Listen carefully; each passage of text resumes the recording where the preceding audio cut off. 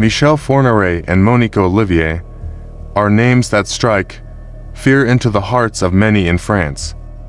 Dubbed the Ogre of the Ardennes and his accomplice, their gruesome crimes shocked the world and left a trail of devastation that still haunts families today.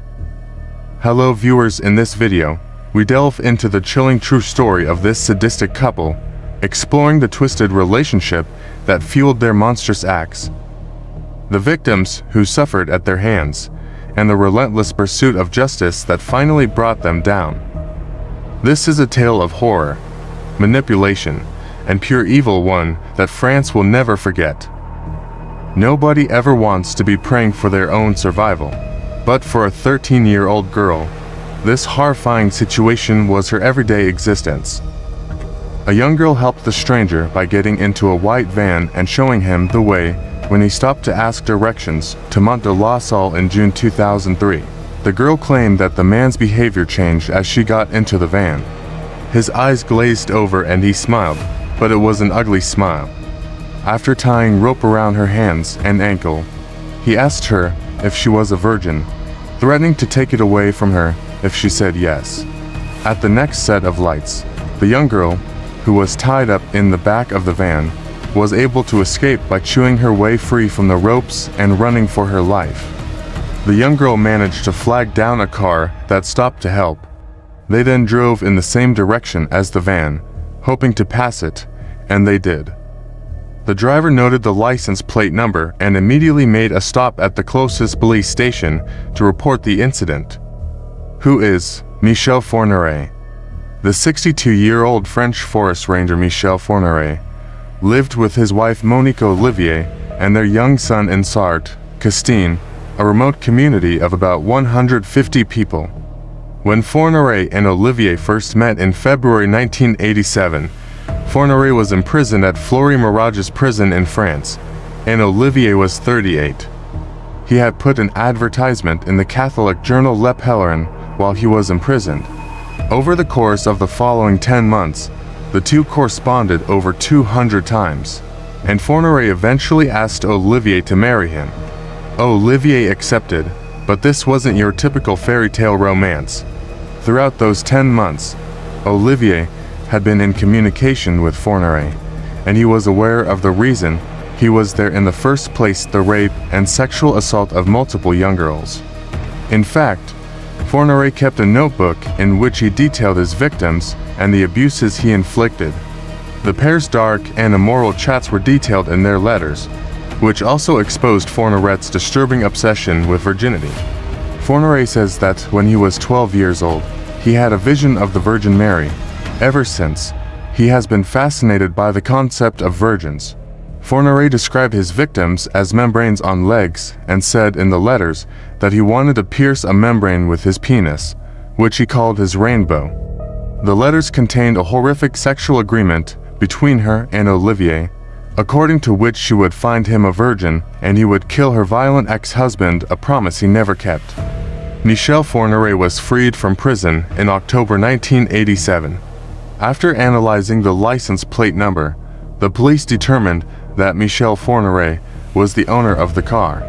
On June 27, 2003, they started investigating Fourniret's house with a variety of diggers and ground-penetrating radar. Michel Fourniret was freed from prison in October 1987. The cops discovered kid-sized clothing, ski masks, handcuffs, condoms, gags, and inhaler masks inside the residence. When Olivier was questioned by the police over their finds, she denied knowing about the objects and gave the impression that she was a quiet, obedient woman who never glanced anywhere but at her shoes. When Fourniret became imprisoned, he refused to talk to the police or assist them in any kind, so they turned to Olivier.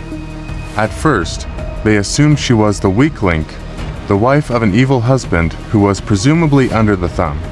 The authorities were in a desperate attempt to uncover any information linking Fourniret to the abduction of other young girls, because they thought that if they failed to come up with anything, his year-long confinement would soon come to an end. They endured insufferably long interviews with Monique Olivier, who would only nod and shake her head. Was she protecting Fourniret? Although they couldn't be sure, Olivier ultimately started to open up after countless interviews and a lot of pressure. Within 30 minutes, although she had reported 6 killings to the authorities, the whole scope of her and Fourniret's relationship was far more sinister than anyone could have ever anticipated. It was that vile woman who brought children into this world, but had no respect for other people's children. Michel Fourniret's and Monique Olivier's victims. Isabelle Laville, 2 months after being let out of jail, on December 11, 1987, Fourniret saw his first victim, 17-year-old Isabelle Laville, and the two of them came up with their ingenious plan. After they had been driving around in the van, Fourniret got out to let Olivier approach Isabelle as she was walking home from school, offering her a ride. And Fourniret, who appeared to be a hitchhiker, was passed by them as they drove. Why? Considering that they were aware Isabelle would feel safer with Olivier and would be hesitant to board the vehicle in the presence of Fourniret. However, Olivier then forced Isabelle to take a sedative, Rohypnol, and they drove back to their house. In order to help Fourniret carry out his violent plan, Olivier performed a sexual act on him. Fourniret had intended to rape Isabelle, but was having trouble becoming aroused. After strangling Isabelle, Fourniret dumped her body in a deserted well near Bussy-en-Aude. Isabelle's remains were discovered more than 18 years later, on the 11th of July 2006. Second victim, Fabienne Leroy. Fourniret and Olivier went to a shop in Chalons-sur-Marne on August 3, 1988, and there they met Fabienne Leroy, a 20-year-old who was acting unwell. Olivier and Fourniret asked her to help them find the nearest doctor's surgery. After getting into the van with the couple, Fabienne was taken to a remote woodland in Mermelon-Legrand, where Fourniret sexually assaulted her before shooting her in the chest with a shotgun. Her body was found the next day, on the 4th of August, 1988. Third victim, Jean-Marie. After seeing Jean-Marie on a train to Charleville-Mézières, when she was residing at a convent, Fourniret invited her to her and Olivier's house. Nothing happened when Jean-Marie came to their house the first time, but on the second visit, Jean-Marie would be murdered. That night, Fourniret started questioning Jean-Marie about her sexual past and whether or not she was a virgin. Jean-Marie made an obvious move to leave the house after being asked this line of questioning. After attacking Jean-Marie, Fourniret and Olivier tied her and held her down with adhesive bandages before strangling and suffocating her further. In July 2004, at another property the couple owned, a chateau in Donchery, a garbage bag with a protruding bone was discovered, leading to the discovery of Jean-Marie's remains. Elizabeth was 12 years old when she became the next victim of Fourniret and Olivier. She was walking to a friend's house when Fourniret saw her. They followed her, parked outside the house, and waited for Elizabeth to come out for 3 hours. By now, Fourniret and Olivier were living with their little son, who was born on September 9, 1988, 9 months after Isabelle Laville was killed. Fourniret and Olivier got Elizabeth inside their van by saying that their baby was sick and asking if she could assist them in finding a doctor. They spent 3 hours in their car with their little child. Elizabeth was strapped to a bed in one of the bedrooms when the couple drove her back to their house. However, Fourniret noticed that she was bleeding and requested Olivier to step in when he tried to attack her. Olivier cleaned the girl's private parts. The next day, Fourniret took the young girl to their chateau and attempted to assault her again before he strangled her to death. In July 2004, Elizabeth's body was discovered buried 3 meters below the surface, still clothed in the purple raincoat she had on the day she was kidnapped. At that time, the police questioned how Fourniret and Olivier could afford the chateau, which was situated on 15 hectares of property. The response came from Jean-Pierre Halegoarc, a bank robber who was a member of the Whigs, a group of bank robbers who shared a cell with Fourniret before his release in October 1987, despite the fact that his employment at the time was basically forestry worker. In order to find an extensive stash that was buried in some woodland, Heligoark enlisted the aid of his wife, Frida Hamish. But doubting her ability to complete the task, she called on Fourniret and Olivier, who had grown close to Frida, for assistance. Upon discovering the hidden treasure, the trio retrieved many kilograms of gold, including coins, bullions, and banknotes. Although it's unclear exactly what transpired afterward, aside from the discovery that Frida was a victim of murder and died from a stab wound in the trunk of the vehicle they used to travel to the location of the hidden treasure, Olivier and Fourniret both accused the other of being involved in the murder. Taking the hoard, Fourniret paid 1.2 million in cash for his chateau. Fourniret and Olivier were able to live off the rest of the money for the next 15 years. Frida's body has never been found. In 1990, Joanna Parrish, an English teacher and student from Newham-on-Severn, Gloucestershire, was working at a school in the Burgundy region of France and placed an advert in a local newspaper offering private English lessons. After receiving a reply to her advert, Joanna met up with a man in a well-known square in Auxerre who was looking for an English tutor for his son. The man was Michel Fourniret. Fourniret offered to drive her home, but as she entered his van, Fourniret attacked her. Joanna was beaten, raped, and then strangled to death, all while Olivier sat in the front seat of the van. Fourniret then dumped her body in the River Yonne. Natasha Downies. Natasha was a 13-year-old girl who was lured into the couple's van as they asked her for directions in November of 1990. As she walked through a car park in Le Clerc-Sud, they drove Natasha to a remote area near the coast where Fourniret stabbed Natasha in the chest with a screwdriver before strangling her and leaving her body on the beach. A post-mortem examination concluded that Natasha was raped after she was murdered. Céline Saison. On the 17th of May 2000, a police officer reported his niece, Céline Saison, missing, and insisted that Céline was not a runaway. And on the 22nd of July 2000, Saison's skeletal remains were discovered by a group of mushroom pickers.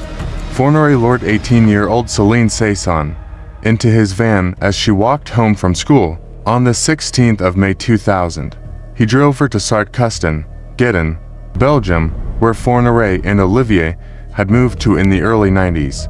Fourniret raped Céline, then strangled her to death and dumped her body in a forest in Sugny. Monanya Thumb, Pong. Monanya disappeared on May 5, 2001, as she left a library in Sedan, as her mother and stepfather went for groceries. When Monanya didn't return home that evening, her mother knew something was wrong and roamed the streets with a picture of her daughter, asking if anyone had seen her. In March of 2002, a hiker found a skull and discarded items of clothing in Woodland in Belgium. These were the remains of Monanya. Fourniret had spotted Monanya several weeks prior and approached her one evening with the offer of going with him to play with his little son. Fourniret confessed to her murder, but denied raping her. However, Olivier stated to police on July 1, 2004, that her husband had succeeded in penetrating a virgin, even deflowering her before ejaculating. Unknown victims. Monique Olivier, whilst being questioned, also told police that Fourniret killed a 16-year-old girl whom the couple had hired as an au pair at their home. Olivier claims she saw Fourniret enter the girl's bedroom, to which she then heard screaming and crying, and claimed that afterward, she never saw the girl again. Olivier also told police that she was the one who wrote the advert advertising for an au pair. It is alleged that Fourniret killed the young girl in 1993, but this has never been confirmed, nor has the identity of the girl in question. The trial. Fourniret and the monster. The police undoubtedly wanted the maximum penalty for both Fourniret and Olivier, but they knew it would be harder to get this sentence for Olivier, as she was only implemented in one of the murders. The trial started in 2008 and became a media circus due to the circumstances surrounding the case. Although Fourniret was already a convicted rapist, all eyes were on Olivier, How could she, a mother, a woman, help her husband to rape and murder several young girls over the course of 10 years? Olivier was known to play the controlled wife, scared of her violent husband, who was forced to carry out his evil plans, as she feared he would do the same to her as he did to his many victims. The police always maintained that she came across as a meek, unintelligent, listless housewife, but not everyone was convinced. In 2005, psychological experts conducted tests on Olivier to determine her intelligence.